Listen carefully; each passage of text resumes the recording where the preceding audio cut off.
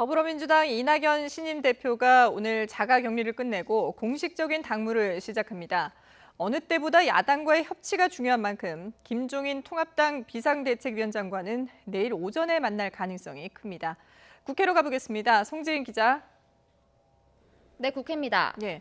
자, 먼저 이낙연 신임 대표, 오늘 자가격리 해제와 함께 공식 행보에 나선다고요? 네, 그렇습니다. 어제 화상회의를 통해 신임 최고위원들과 상견례를 진행했던 민주당 이낙연 대표, 오늘은 2주 동안의 자가격리를 마치고 공개 일정에 나섭니다. 이 대표의 자가격리는 오늘 정오에 해제되는데요. 격리 해제와 함께 서울 종로구 자택에서 나서면서 첫 공개 메시지를 낼 것으로 보입니다. 이후에는 현충원 참배와 최고위원 회의, 기자 간담회 등 빠듯한 공개 일정이 예정돼 있는데요. 선출 직후부터 줄곧 코로나19 극복을 전면에 내세웠던 만큼 이 대표는 오늘 공개 일정에서도 방역, 민생 대책 등 구체적인 위기 극복 방안 제시에 집중할 것으로 보입니다. 이 대표가 야당과의 협치 물꼬를 틀 수 있을지도 큰 관심인데요. 이낙연 대표와 김종인 비상대책위원장의 회동은 내일 오전 이뤄질 것으로 전망됩니다.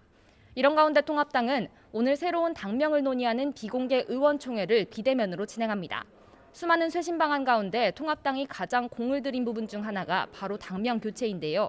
새 간판은 국민의힘으로 결정된 가운데 통합당은 의원총회를 마치는 대로 기자회견을 열고 새 당명을 공식 발표할 예정입니다. 네, 그리고 그동안 폐쇄됐던 국회도 오늘 사흘 만에 공식 업무를 다시 시작할 수 있게 됐죠? 네, 그렇습니다. 코로나19 확진자 발생으로 전면 폐쇄됐던 국회는 오늘 다시 의사 일정에 돌입했습니다. 우여곡절 끝에 다시 문을 열었지만 이후에도 이런 일이 또 일어날 가능성은 배제할 수 없는 상황인데요. 그런 만큼 국회 내 원격 회의 또 원격 표결 도입 필요성이 제기되고 있습니다. 이를 위해서는 국회의원이 표결할 때 회의장에 있어야 한다고 규정한 국회법 개정이 필요한 상황인데요. 여야 입장에는 다소 온도 차이가 있습니다. 우선 민주당은 국회법 개정이 당연하다는 입장입니다. 민주당 핵심 관계자는 YTN과의 통화에서 코로나19와 같은 위기 상황에서 국정이 마비되지 않도록 비상 시스템을 갖추는 건 국가의 의무라고 강조했습니다. 반면 미래통합당은 법 개정에 다소 신중한 입장입니다. 원격 투표로는 국회의원들의 자유투표를 보장하기 어렵고 위헌 소지도 있을 수 있다는 겁니다. 이에 따라 앞서 주호영 원내대표는 코로나19 위기가 특수한 상황인 건 인정한다면서도 중요 의사결정을 회의장에 가지 않고 하는 게 가능한지 헌법상 검토돼야 한다고 강조했습니다.